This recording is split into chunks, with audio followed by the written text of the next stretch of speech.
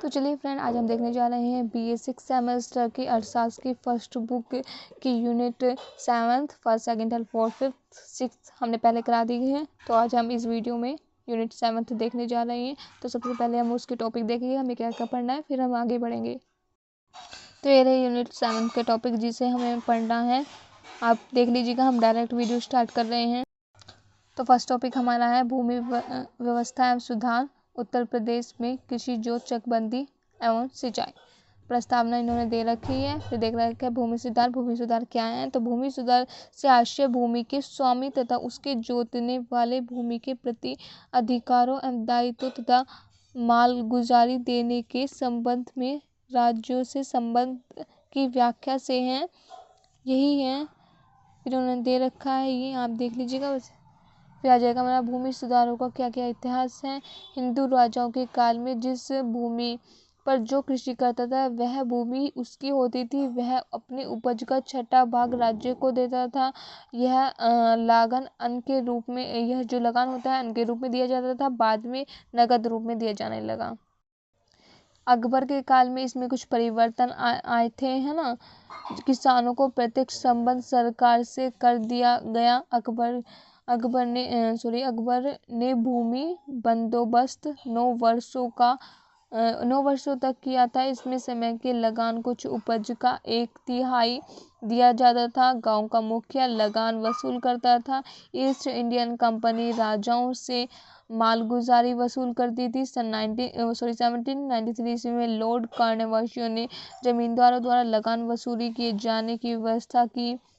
ये सारे किए गया है उसमें जो दिखाया गया है। पर लेकिन अब हम देखेंगे स्वतंत्रता प्राप्ति के, अगर आपको पढ़ना है तो आप पढ़ लीजिएगा, ये देख लीजिएगा। लेकिन हम देख रहे हैं इम्पोर्टेंट जो है, जो स्वतंत्रता प्राप्ति के पूर्व भारत में भूमि व्यवस्था के सुधार क्या क्या किए गए हैं। तो रियायत वारी व्यवस्था की गई है, जिसमें किसान भूमि स्वामी रहता था, उसका भूमि पर पूर्ण स्वामित्व रहता था। वह भूमि को हस्तांतरित कर सकता है, बेच सकता है या बंधक रख सकता था या किसी को खेती के लिए दे सकता था। भूस्वामी का सरकार के प्रत्यक्ष संबंध था, दोनों के बीच कोई मध्यस्थ नहीं था, यही था रियायत व्यवस्था में, ये कह रहे हैं। फिर आ जाएगा हमारा महलवाड़ी व्यवस्था, जिसमें महल का अर्थ गांव है ना। इस व्यवस्था में भूमि का स्वामित्व संयुक्त रूप से समस्त गांव का रहता था।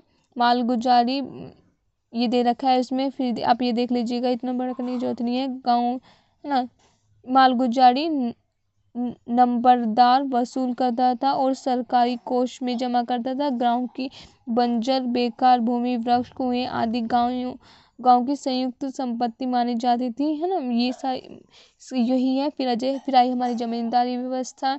जमींदार भूमि का स्वामी होता था, वही होता था। जमींदार सरकार को स्थायी बंदोबस्त के अनुसार भूमि कर देता था, जो उसका मतलब स्थायी जो निश्चित कर होता था वही कर देता था। और उसमें ये दे रखा है, बस एक बार पढ़ लीजिएगा। ये दे रखा है, इतना लंबा, मैं इतना लंबा पढ़ के बताऊंगी तो वीडियो लंबी हो जाएंगी, इसे आप खुद भी पढ़ सकते हैं, इसमें कोई समझाने वाली बात है नहीं। फिर आ जाएगा हमारा स्वतंत्र भारत में भूमि सुधार के प्रयत्न क्या क्या उठाए गए हैं। देश आज़ाद हुआ था तब कांग्रेस ने देश में सत्ता की बागडोर संभाली थी, है ना। उसके लिए फिर उसके बाद जो कदम उठाए, जमींदारी प्रथा का उन्मूलन किया गया, ये आप इसके अंदर का पढ़ लीजिएगा। फिर जमींदारी उन्मूलन के क्या क्या प्रभाव हुए, ये देखा रखा है। इसमें भूमि सुधारों का क्या उद्देश्य था, क्योंकि क्या भूमि सुधार, उसका क्या उद्देश्य था। भूमि सुधार से उन सभी उपायों को सम्मिलित किया जाता है जो सामाजिक न्याय दिलाने और कृषि उत्पादकता बढ़ाने के उद्देश्य से किए जाते हैं, है ना। हम देखेंगे भूमि सुधार क्या उद्देश्य थे। कृषि उत्पादकता बढ़ाने के लिए, कृषकों को प्रोत्साहन करने के लिए, सामाजिक न्याय के लिए, तीव्र आर्थिक विकास के लिए, किसानों को देश की विकास धारा में समाहित करना, ये था उनके भारत में भूमि सुधारों का महत्व एवं आवश्यकता क्या थी। भूमि सुधारों की आवश्यकता पड़ी, क्यों करना पड़ा हमें भूमि सुधार। तो फर्स्ट है हमारा उत्पादन में वृद्धि के लिए, सामाजिक न्याय के लिए, सहकारी आंदोलन का विकास, है ना। फिर आ जाएगा हमारा भूमि संबंधों की समस्या के समाधान के लिए, उद्योगों के विकास के लिए हमें बाद में भूमि सुधार की आवश्यकता पड़ी। फिर देखेंगे हम भारत में भूमि सुधार कार्यक्रम की प्रगति मध्यस्थ क्या क्या प्रगति हुई, मध्यस्थ वर्ग एवं जमींदारों की समाप्ति हो गई थी, है ना, जमींदारों का संपूर्ण उन्मूलन हो गया था। मुआवजे का भुगतान, मुआवजा भुगतान का आधार, कृषि हेतु निजी भूमि रखने की छूट, सामान्य भूमि पर राज्य सरकारों का अधिकार, लगान भुगतान का उत्तरदायित्व, भूमि को स्वयं जोतना अनिवार्य, ये सारे हैं। फिर हम देखेंगे जमींदार उन्मूलन से ग्रामीण क्षेत्रों को क्या क्या लाभ हुआ, उन्हें शोषण से मुक्ति मिली, खाद्यान्न उत्पादन में वृद्धि हुई और कृषक व सरकारों के बीच सीधा संबंध हो गया। फिर क्या हुआ, हमारे लगान से शासकीय आय में वृद्धि हुई, है ना, भूमि सुधार कार्यक्रम लागू करना सरल हो गया, भूमिहीन कृषक भूमि स्वामी बने, फिर पंचायतों की आय में वृद्धि हुई। हाँ, ये है। फिर हमारा कास्ती सुधार, ये तो हमारे सुधार में हमारा आ गया एक काश्तकारी सुधार, लगानों में कमी, है ना, लगानों में कमी हो गई, भू धारण से सुरक्षा की सुरक्षा, काश्तकारों को मालिकाना अधिकार, फिर आ जाएगा हमारा जोतों पर सीमा निर्धारण, ये देख लीजिएगा, इसमें कुछ इम्पोर्टेंट नहीं है, टाइम से छोड़ भी सकते हैं। फिर आ जाएगा हमारा अधिकतम जोत सीमा निर्धारण के क्या क्या लाभ हैं, भूमि में असमान वितरण की समाप्ति के लिए, रोजगार में वृद्धि के लिए, आप 2-4 कर लीजिएगा, 8 है, 4 कर लीजिएगा, अधिक उत्पादन, आय में समानता, भूमि कृषकों को लाभ, चकबंदी को प्रोत्साहन, भूमि की सुरक्षा, आर्थिक विकास, गाड़ी कर लीजिएगा, अंदर आप लिख सकते हैं। अधिकतम जोत सीमा निर्धारण से क्या क्या हानियां हुई, विशाल पैमाने की कृषि के लाभ नहीं मिल पाते, भूमि की समानता सीमा निर्धारण संभव नहीं, भूमिहीन कृषकों की समस्या समाधान संभव नहीं, बाजार में बेचने के लिए फसल नहीं बचेगी, है ना, क्षतिपूर्ति धनराशि भुगतान करने में कठिनाइयाँ, शत्रुता और वैमनस्य में वृद्धि होगी, ये सारे दे गए हैं। फिर हमारा अधिकतम जो सीमा निर्धारण कार्यक्रम या मूल्यांकन, इसका हम ये अच्छा है, ये सही है, इसका हम मूल्यांकन करेंगे, ये इम्पोर्टेंट है मूल्यांकन, आप देख लीजिएगा, है ना। बस हमारा कृषि सुधार कार्यक्रम के अंतर्गत कृषि के पुनर्गठन पर कार्य की प्राथमिकता की दृष्टि से किया गया है। इसके अंतर्गत 3 कार्य किए गए हैं, चकबंदी, सहकारी खेती और भुगतान आंदोलन। भुगतान आंदोलन की इन्होंने समीक्षा दे रखी है, आप एक बार पढ़ लीजिएगा, देखिए इसमें दे रखा है ना। हर जगह हमारे भारत में भूमि सुधार कार्यक्रम का मूल्यांकन, उसमें देखिए अब फिर भूमि सुधार मूल्यांकन दे रखा है, ये देख लीजिए, आप एक बार पढ़ लीजिएगा बस। ये सुझाव दे रखे हैं, उनमें सुझाव क्या क्या करना चाहिए, फिर कृषि जोत का अर्थ क्या है ना, ये दे रखा है हमारा, कृषि जोत की विभिन्न धारणाएं, ये देखिए यार, ये दे रखा है। फिर इन्हें आप कुछ छोड़ दीजिए, ये देख लीजिएगा, आर्थिक जोत के आकार के निर्धारण करने वाले क्या क्या घटक हैं, इसमें आप 3-4 देख लीजिएगा, जैसे सिंचाई सुविधा, कृषि का उद्देश्य, कृषि पद्धति, है ना, मूल्य स्तर, फसलों की प्रकृति, सरकारी नीति, ये देख लीजिएगा बस आप। भारत में कृषि ज्योति से आप छोड़ दीजिए, कोई जरूरत नहीं है इसकी, या आप देखना चाहें तो एक बार पढ़ लीजिएगा। बिन्होंने देख रखा है विभाजन का अर्थ, अपखंडन का अर्थ, विभाजन भूमि के उपविभाजन से भूमि के अनेक छोटे छोटे भागों में विभाजित होना है ना। अखंडन का अर्थ, एक बार इसके बस आप एक बार अर्थ देख लीजिएगा और कारण देख लीजिएगा, है ना, गुण लाभ दोष हानि देखने की जरूरत नहीं। इसमें दे रखा है भूमि के अपविभाजन एवं अपखंडन की समस्या और निराकरण है, जो सुझाव दे रखे हैं इन्होंने। जमानत दे रखा है चकबंदी, है ना, ये दे रखा है, आप बस इन्हें पढ़ लीजिएगा एक बार, चकबंदी के लाभ, चकबंदी बस आप इसका अर्थ देख लीजिएगा, ये लाभ आप देखने की जरूरत नहीं, मैं आपको दिखा रही हूँ, अगर आप देखना चाहें तो देखिए, ये वैसे आप करने की जरूरत नहीं है, इम्पोर्टेंट बिल्कुल नहीं है, आपको बस दिखा रही हूँ, है ना, अगर आप देखना चाहें तो वैसे ये जरूरत नहीं है, ये उत्तर प्रदेश में सिंचाई तो पहले ही हो रखा, ये देखिए, बस मैं आपको एक बार दिखा दूँ,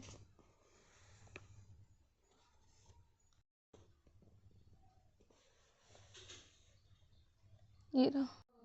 हमारा अगला टॉपिक है उत्तर प्रदेश में कृषि उत्पादन एवं उत्पादकता, कृषि यंत्रीकरण, फसल विविधीकरण, कृषि नीति एवं कृषि ऋण, ये हमारा टॉपिक है। अब हम देखते हैं उत्तर प्रदेश की अर्थव्यवस्था में कृषि की भूमिका महत्व। उत्तर प्रदेश की अर्थव्यवस्था में कृषि की क्या भूमिका और महत्व है, कृषि की तो महत्वपूर्ण भूमिका है। अधिकांश जनसंख्या कृषि में ही संलग्न है ना, संलग्न है।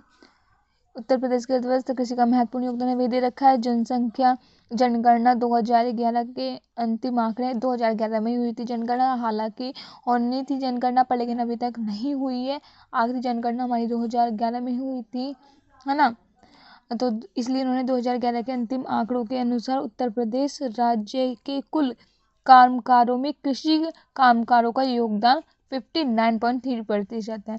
मतलब सबसे ज़्यादा कृषि में ही लोग कार्य कर रहे हैं, उसका प्रतिशत उन्होंने दे रखा आधे से ज़्यादा लोग, 59.3%, यानी आधे से ज़्यादा लोग कृषि में ही लगे हुए हैं। जिसमें कुल कृषि श्रमिक इतने इन्होंने ये आंकड़ा दे रखा है, कृषि में 13.33% है ना, ये इन्होंने दे रखा है। फिर आ जाएंगे हम उत्तर प्रदेश में के आर्थिक विकास में कृषि का महत्व निम्नलिखित बातों से परिलक्षित होता है, ये इन्होंने महत्व दे रखा है। आर्थिक विकास में उत्तर प्रदेश के कौन क्या क्या महत्व देते हैं, कारक ये दे रखे इन्होंने। राष्ट्रीय आय में योगदान, राष्ट्रीय आय में योगदान दे रखा है, रोजगार में योगदान है, और कृषि योग्य भूमि इसके अंदर में आप लिख सकते हैं, बस आप हेडिंग लिख लेना क्योंकि इसके अंदर कुछ है नहीं, आप लिख सकते हैं। देखिए जैसे मैं आपको एक का पढ़ के दिखा देती हूँ। कृषि क्षेत्र राज्य की आय का आज भी प्रमुख स्रोत है, मतलब कृषि क्षेत्र ही राज्य की आय का प्रमुख स्रोत है, कृषि से ही ज़्यादातर आय प्राप्त होती है। योजना काल में राज्य की आय में कृषि क्षेत्र का योगदान विभिन्न वर्षों में क्रमशः घटता गया है। 2001-2 में कृषि क्षेत्र में राज्य की आय का 37.37%, परंतु 2014-15 में यह कम होकर केवल 27% हो गए। मतलब कृषि का योगदान कम होता जा रहा है। ये दे रखा है इन्होंने, राष्ट्रीय आय में योगदान है, रोजगार में योगदान है, कृषि योग्य भूमि है, उत्तर प्रदेश में अधिकतम कृषि योग्य भूमि है, जो दे रखा है। 20% उत्तर प्रदेश में जिस राज्य में 78% व्यक्ति जीवनोपार्जन करते हैं। फिर आ जाएगा हमारा कृषि फसलों में देश का प्रमुख स्थान है, जो कृषि फसल में उसमें उत्तर प्रदेश का महत्वपूर्ण स्थान है, ये दे रखा है इन्होंने। ये खाद्यान्न में प्रथम स्थान में है, गेहूं में, गन्ना में, मक्का में द्वितीय स्थान पर है, सब्जियां पशुधन दूध में प्रथम स्थान पर है, धान में द्वितीय पर है, और फिर दालें आलू में प्रथम स्थान पर है। फिर ये अन्य सुझाव दे रखा है, इन्हें रहने दीजिए, इतना ही कर लीजिए। ये वैसे इतना चैप्टर इम्पोर्टेंट नहीं है ना, इसमें इतना इम्पोर्टेंट नहीं है, बस आप उत्तर प्रदेश में कृषि की क्या क्या विशेषता है ये थोड़ा सा पढ़ लीजिएगा, बस आंकड़ा, है ना। वैसे इतना इम्पोर्टेंट नहीं है, चाहे आप इसे छोड़ दीजिए। फिर कृषि जलवायु प्रदेश, इसे भी छोड़ दीजिए, ये इतना इम्पोर्टेंट नहीं है, अगर आपको देखना है तो आप देख सकते हैं, वैसे आप इसे छोड़ दीजिए। अब हम आगे बढ़ते हैं।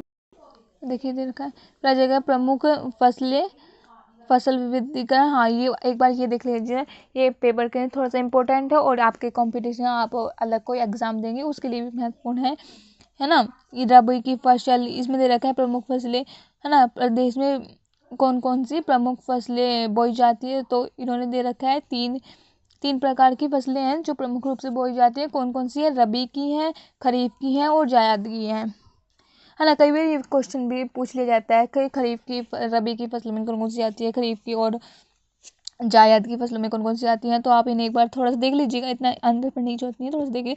रबी की फसलों में जैसे आ जाएगा गेहूँ, जौ, धान, अरहर, सरसों, तंबाकू, है ना। फिर आ जाएगा हमारी खरीफ की फसल में आ जाएगा चावल, मक्का, गन्ना, कपास, बाजरा, बस इसके अंदर कोई करने की जरूरत नहीं, बस ये देख लीजिएगा। और फिर हमारा जायद की फसलें में हमारा आ जाएगा ककड़ी, खीरा, तरबूज, परवल, लौकी, काशीफल, मूंग, चीनी, लोबिया आदि आते हैं। फिर हमारा आ जाएगा कृषि उत्पादकता, इसे छोड़ दीजिएगा। फिर आ जाएगा हमारा उत्तर प्रदेश में कृषि के पिछड़ेपन के क्या कारण है, कृषकों की निर्धनता, है ना, इसके हेडिंग देख लीजिए, अंदर आप लिख सकते हैं कि। फिर हमारा सेकंड कारण में कृषि की निर्धनता का, कृषकों का ऋणग्रस्त होना, कृषि अधिक ऋणग्रस्त होता है, प्राचीन दोषपूर्ण प्रणाली का होना, खेतों का छोटा व छिटका होना, भूक्षरण की समस्या, मिट्टी का दोष, कृषि अनुसंधानों की कमी होना, सिंचाई के साधन का अभाव होना, है ना, और खादों व उर्वरकों की कमी होना, ये सारे कारण में दिए गए हैं। फिर आ जाएगा हमारी नई कृषि नीति 2005। 2005 का आप थोड़ा सा देख लीजिए, 2 क्वेश्चन में मतलब 2 नंबर के 3 नंबर के क्वेश्चन में आ सकता है, 3 नंबर का ही आता है हमारा वेरी शॉर्ट, तो 3 नंबर के क्वेश्चन में आ सकता है ना। तो एक बार थोड़ा सा देख लीजिए। उत्तर प्रदेश सरकार 29 दिसंबर 2005 में नई कृषि नीति घोषणा की गई थी, है ना। डॉक्टर राम मोहन लोहिया की क्रांति के आधार नीति को लागू करने, ये देख लीजिए बस, इसका थोड़ा सा कुछ देख लीजिएगा, है ना। 3 नंबर में ही आएगा, वैसे आएगा तो ऐसा कुछ है नहीं इसका, बस इसे थोड़ा सा देख लीजिएगा 3 नंबर के हिसाब से। फिर आ जाएगा हमारा उत्तर प्रदेश में कृषि विकास हेतु सरकार द्वारा क्या क्या कदम उठाए हैं। कृषि प्रौद्योगिकी प्रबंध प्राधिकरण, किसान वित्त योजना, इसमें अंदर का थोड़ा सा एक बार देख लीजिएगा, मतलब हेडिंग हेडिंग कर लीजिएगा, आप अंदर तो देख लीजिएगा, है ना। फिर आ जाएगा हमारा उत्तर प्रदेश भूमि सुधार निगम, राज्य में भूमि सुधार हेतु निगम की स्थापना की गई है ना, ये कदम उठाए गए। समेकित बंजर भूमि विकास कार्यक्रम की स्थापना की गई है। राष्ट्रीय खाद्य सुरक्षा मिशन, किसान सेवा रथ, है ना। जनपद मुख्यालय में सुदूर निवास करने वाले कृषकों के कृषि संबंधी संपूर्ण जानकारी देने के लिए यह सेवा 2010-11 में शुरू की गई थी। फिर कृषि पाक, कृषि वृद्धावस्था पेंशन योजना की स्थापना की गई थी। राष्ट्रीय कृषि बीमा, कृषि विकास हेतु ये अन्य योजना भी कुछ दे रखी है ना, आप देख लीजिएगा बस एक बार। हाँ, फिर आ जाएगा हमारा कृषि, उत्तर प्रदेश में कृषि के पिछड़ेपन को दूर करने के कुछ उपाय दे रखे हैं। फर्स्ट हमारा गहन खेती को प्रोत्साहन, रह जाएगा हमारा सूखी खेती की विधियों का उपयोग करके, फिर उत्तम बीजों का उपयोग करके, फसलों की को सुरक्षा प्रदान करके, फसल बीमा योजना, शिक्षा का प्रसार करके, पर्याप्त मात्रा में खादों का प्रयोग करके, सिंचाई के साधनों का विकास करके, है ना। ये हेडिंग हेडिंग बता रही हूँ, हेडिंग हेडिंग लिख देना, अंदर तो आप भर ही देंगे, लिख ही देंगे मतलब, है ना। फिर आ जाएगा हमारा 9th, कृषि साख व्यवस्था में सुधार करके, कृषि के नवीन विधियों का प्रयोग करके हम कृषि के पिछड़ेपन को दूर कर सकते हैं। फिर आ जाएगा हमारे कृषि की समस्या, इसे आप देखना चाहे तो इसकी हेडिंग हेडिंग देख लेना, वैसे कोई इतना इंपॉर्टेंट नहीं है ना, देख लीजिएगा। वैसे थोड़ी सी हेडिंग, भूमि संबंधी समस्याएं दे रखी है इन्होंने, क्या समस्या है पहले, भूमि संबंधी समस्या दे रखे, संचित जल में से भूमि का ह्रास, बाढ़ से ह्रास, है ना, बाढ़ से भी ह्रास होता है, खेती को छोटी तथा अनार्थिक इकाइयाँ, फिर श्रम संबंधी कुछ समस्याएं दे रखी है, कृषि श्रम का भूमि पर भार, है ना। फिर छिपी बेरोजगारी तथा अल्प मौसमी बेरोजगारी, क्योंकि मौसम में ही इन्हें काम मिल पाता है कुछ मौसम में, और फिर ये बेकार है, मतलब उन्हें रोजगार नहीं मिलता है ना। फिर निम्न मजदूर का स्तर, आय स्तर, जीवन स्तर, शिक्षा एवं संगठन का अभाव, ये दे रखा है। फिर आ जाएगा हमारा पूंजी संबंधी समस्याएं, भूमि संबंधी समस्याएं देखी हमने, फिर श्रम संबंधी, और हम देखेंगे अब पूंजी संबंधी समस्याएं। इसमें स्थिर पूंजी का अभाव व दुरुपयोग होता है, अनंत है बीज, खाद, उर्वरक तथा कीटनाशक दवाओं का अभाव होता है। फिर आगे हमारा प्रदेश में कृषि विकास हेतु सरकार की क्या क्या रणनीति अपनाई गई हैं। कृषि विकास में व्यय की उत्पाद वृद्धि, ये आप थोड़ा सा देख लीजिए, वैसे इम्पोर्टेंट नहीं है, चाहे आप छोड़ भी दीजिए। फिर आएगा हमारा सरकार द्वारा कृषि विकास के लिए चलाए गए कुछ प्रमुख कार्यक्रम है ना। कृषि प्रौद्योगिकी प्रबंधन प्राधिकरण चलाया गया था, है ना। फिर हमारा कृषि वित्त योजना 18 जून 2001 से इसकी शुरुआत की गई थी। उत्तर प्रदेश भूमि सुधार निगम, समेकित बंजर भूमि विकास कार्यक्रम, राष्ट्रीय खाद्य सुरक्षा मिशन, इसमें आप 2-4 देख लीजिए ना, सारी करने की जरूरत नहीं है, हमने पहले भी देखा था आपको, है ना। तो फिर आ जाएगा हमारा कृषि पाक, कृषि वृद्धावस्था पेंशन, राष्ट्रीय कृषि बीमा योजना, ये दे रखा है इन्होंने। फिर आ जाएगा हमारा उत्तर प्रदेश में कृषि के पिछड़ेपन को दूर करने के उपाय है, गहन खेती को प्रोत्साहन देकर, सूखी खेती में की विविधता का उपयोग करके, उत्तम बीजों का उपयोग करके, फसलों की सुरक्षा, फसल बीमा योजना, शिक्षा प्रसार, पर्याप्त मात्रा में खादों का प्रयोग करके, सिंचाई में सुधार, विकास और कृषि खाद्य व्यवस्था, ये सारी करके दे रखा है उन्होंने। फिर आ जाएगा हमारा दूसरी हरित क्रांति की पहल, इसे छोड़ देना, या इसमें पढ़ना तो थोड़ा सा पढ़ लेना, ये 2 नंबर में ही आ सकता है, इससे ज़्यादा का ये आएगा नहीं, वो सॉरी 3 नंबर में, है ना। इससे ज़्यादा का ये आएगा नहीं, आपको बस इसमें से पढ़ना है, थोड़ा सा पढ़ लीजिए 2 नंबर के हिसाब से बस। फिर आ जाएगा हमारा कृषि का यंत्रीकरण, है ना। कृषि के यंत्रीकरण से अभिप्राय कुछ कार्यों को जो कि प्राय पशुओं तथा मनुष्य दोनों के ही द्वारा किए जाते हैं, उपयुक्त मशीनों की सहायता से करने की विधि है ना। उपयुक्त सहायता से करने की विधि है जो कार्य में पशुओं या मनुष्य द्वारा दोनों से ही किए जाते हैं। उसमें उपयुक्तता लानी है, यही है इसमें। जैसे इसमें दे रखा है कृषि के यंत्रीकरण से अभिप्राय कुछ कार्यों को जो प्राय पशु या मनुष्य दोनों के ही द्वारा किए जाते हैं उपयुक्त मशीनों की सहायता से करने की विधि है। मतलब उसमें मशीनीकरण लाना है कृषि में, मतलब जो कार्य मनुष्य या पशु करते थे उसे अब मशीन द्वारा करना है उसमें, क्योंकि मशीन द्वारा करने से उसमें उपयोगिता भी आएगी, जल्दी भी काम हो सकते हैं। अब इन्होंने कृषि यंत्रीकरण के कुछ पक्ष में तर्क दे रखे हैं। कृषि को मतलब यंत्रीकरण बनाना, कुछ मशीनों से करना कृषि को। उत्पादन में वृद्धि होती है हमारा होता है, फिर श्रम की कम आवश्यकता होती है, कार्य क्षमता में वृद्धि होती है, लगान में कमी आती है, हानि से रक्षा होती है, कृषि आय में वृद्धि होती है, बहुफसल प्रणाली संभव हो जाती है, नवीन कृषि तकनीकी का श्रेष्ठ प्रयोग होता है। फिर हमारा आ जाएगा कृषि यंत्र के विपक्ष में तर्क। हम पहले तो हमने पक्ष में देखा, विपक्ष में तर्क क्या है, बेरोजगारी में वृद्धि होगी, छोटी जोत है ना, पूंजी का अभाव, पशु शक्ति का अधिक्य हो जाएगा, कृषकों की अशिक्षा और डीजल पेट्रोल व तेल का भाव होने के कारण, ये इसके विपक्ष में कुछ तर्क दिए गए हैं। फिर यंत्रीकरण की प्रगति का मूल्यांकन, इसमें आप देख लीजिए थोड़ा सा मूल्यांकन। फिर भारत में कृषि यंत्रीकरण की सफलता है, तो मतलब कृषि यंत्रीकरण सफल हुआ उसके थोड़ा सा ज़्यादा देखा है, 4-5 देख लेना है ना। जैसे इसमें देखा है, बेकार होने वाले श्रमिकों के लिए रोजगार के नए सुधारों का विकास किया जाना चाहिए। इसमें से कुछ सुधार दे रखे हैं, 2-4 आप कर लेना। फिर जाएगा उत्तर प्रदेश में कृषि यंत्रीकरण, इसमें कुछ दे रखा है, 2-4 इसके भी कर लेना बस। कृषि यंत्रीकरण योजना 2023 के लिए पात्रता, इसे छोड़ देना। रह जाएगा हमारा कृषि यंत्रीकरण 2023 के उद्देश्य। अगर आप इसे करोगे तो 3 नंबर के हिसाब से करना, इससे ज़्यादा नहीं आएगा नहीं। कृषि यंत्रीकरण योजना के अंतर्गत उपलब्ध कुछ प्रमुख यंत्र छोड़ दो, नहीं आने का। रह जाएगा हमारा कृषि वित्त ग्रामीण साखी की आवश्यकता है ना, इसे देख लेना। कृषि वित्त ये 3 नंबर में आ सकते हैं, जाते 3 नंबर के क्वेश्चन दे रखे हैं ना, ये 3 नंबर बाद है कृषि की वह साख जिसमें उसे कृषि कार्यों को पूर्ण करने में आवश्यकता होती है, कृषि वित्त यह साख के अंतर्गत आती है।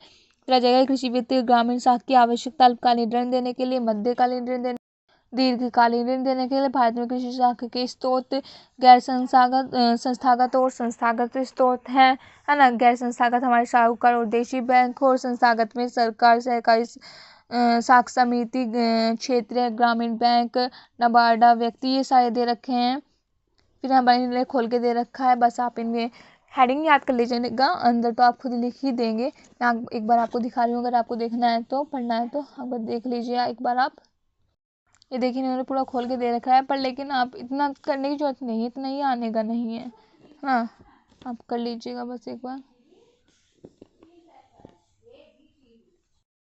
है ना। ये दे रखा है 5 में पूरा खोल के दे रखा है, पर कितना क्या करने की जरूरत है ना, वैसे भी इतना कोई खास इम्पोर्टेंट नहीं है ना। ये यहाँ पे खत्म हो चुका है। अब हम देखेंगे कृषि साख की समस्याएं क्या क्या है। साख देने वाली संस्थाओं का अभाव है, समन्वय का अभाव है, अधिक लगाने, बस इसकी हेडिंग देख लीजिए। समय व धन की हानि है, उचित ब्याज दर, ऋण आवश्यकता व उचित समय पर नहीं, ये दे रखा है।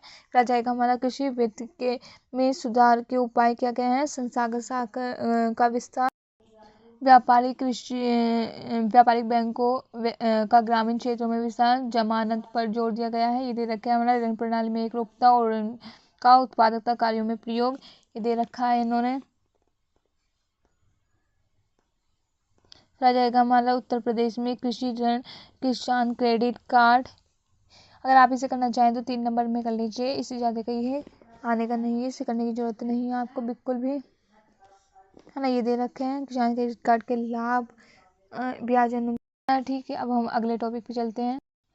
फिर हमारा अगला टॉपिक है उत्तर प्रदेश में ग्रामीण विकास, सामुदायिक विकास। उत्तर प्रदेश में ग्रामीण विकास क्या है, सामुदायिक विकास का अर्थ उद्देश्य दे रखा है, एक बार इसे थोड़ा सा देख लीजिए। सामुदायिक विकास लोगों का आंदोलन है जिसका मूल्य स्वयं जनता के स्वैच्छिक तथा लोकतांत्रिक प्रयासों के द्वारा ग्रामों में निर्धनता, अशिक्षा तथा रोगों को दूर करना है, इन्होंने दे रखा है। इतना करने की कोई जरूरत नहीं, क्योंकि ये चैप्टर इतना इंपॉर्टेंट नहीं है, बस इसमें थोड़ा सा कर लीजिए। ये ज़्यादातर 3 नंबर का टॉपिक है ना। ये दे रखा है, ये इम्पोर्टेंट नहीं है, आपको मैं दिखा रही हूँ, अगर आप कुछ करना है तो। भारत में नवोदय विकास परियोजना, इसे एक बार देख लीजिए ना। यह मंत्रालय ग्रामीण संरचना के विकास हेतु पूरी तरह वचनबद्ध है। ग्रामीण लोगों के आर्थिक दशा सुधारने हेतु विभिन्न कार्यक्रम समय समय पर चलाए जा रहे हैं। ये रखा है। फिर हमें समुद्री विकास योजनाओं का गठन दे रखा है ना, कैसे कैसे। पहले तो केंद्रीय स्तर पर, सेंट्रल लेवल पर, फिर राज्य स्टेट लेवल पर, फिर जिला, डिस्ट्रिक्ट, प्रखंड, ब्लॉक लेवल, फिर ग्राम विलेज लेवल आता है। फिर आ जाएगा हमारा समुद्री विकास योजना, ग्रामीण विकास। इसे थोड़ा सा देख लीजिए बस, है ना। फिर आ जाएगा हमारा ग्रामीण विकास की योजनाएं व कार्यक्रम क्या है। ग्रामीण पेयजल, ग्रामीण स्वच्छता, ग्रामीण स्वास्थ्य, ग्रामीण विकास प्रौद्योगिकी, अन्य ये योजनाएं चलाई गई। इन्होंने विस्तार से इन्होंने खोल कर दे रखा है ना।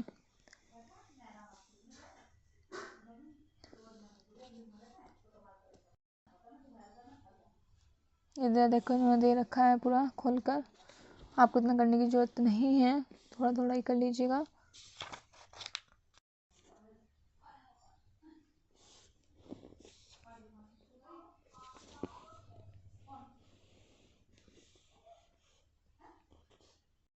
उन्होंने दे रखा है सारणी, भारत में ग्रामीण विकास की प्रमुख योजना। इन्होंने क्या क्या योजनाएं चला रखी है उनके विस्तार में दे रखा है ना, कोई जरूरत नहीं है।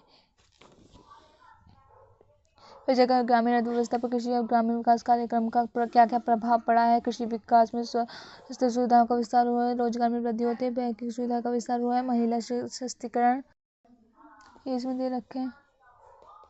फिर आएगा हमारा ग्रामीण विकास कार्यक्रम की सफलता व कमजोरियाँ क्या क्या रही। फिर ग्रामीण विकास कार्यक्रम की सफलता व कमजोरी इन्होंने दे रखी है। हेडिंग देख लेना बस आप, वैसे इम्पोर्टेंट नहीं है, चाहे आप छोड़ भी देना।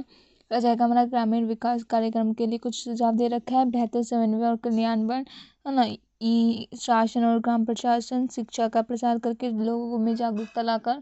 फिर इन्होंने कुछ अन्य सुझाव दे रखा है, इन्हें आप खुद भी कर सकते हैं, इन्हें इतना पढ़ने की जरूरत नहीं है। फिर आ जाएगा हमारे उत्तर प्रदेश में ग्रामीण विकास योजनाएं, है ना। ये कुछ योजनाएं याद रख लेना आप, 4-5 या आ सकते हैं शॉर्ट में, वही शॉर्ट में भी आ सकती हैं कि कौन कौन सी योजनाएं बनाई हैं। 4-5 के नाम दीजिए, है ना, तो आप ये योजना याद कीजिएगा, अंदर का तो आप देख लेंगे। फर्स्ट हमारा निःशुल्क बोरिंग योजना, गरीब व्यक्तियों के पुत्रों की शादी अनुदान योजनाएं, इसके अंदर का आप थोड़ा सा देख लीजिएगा बस। फिर जाएगा हमारा मुख्यमंत्री सामूहिक विवाह योजना, अत्याचार उत्पीड़न की दशा में आर्थिक सहायता, उत्तर प्रदेश माता पिता और वरिष्ठ नागरिकों का भरण पोषण नहीं दे रखा है। हमारे राजकीय आश्रम पद्धति, उद्योग, विद्यालयों का संचालन, समस्त प्रकार की छात्रवृत्ति पूर्व दशम कक्षा 9 और 10 के लिए, है ना। राष्ट्रीय परिवार योजना, वृद्धावस्था पेंशन योजना, फिर छात्रवृत्ति योजना, मुख्यमंत्री वृत्ति योजना, ये योजना चला। उन्होंने कुछ और योजना और दे रखी है, आपको 5-6 योजना कर लीजिए बस, इतनी ज़्यादा की जरूरत नहीं, जो आपको आसान लगे 5 योजना कर लीजिए।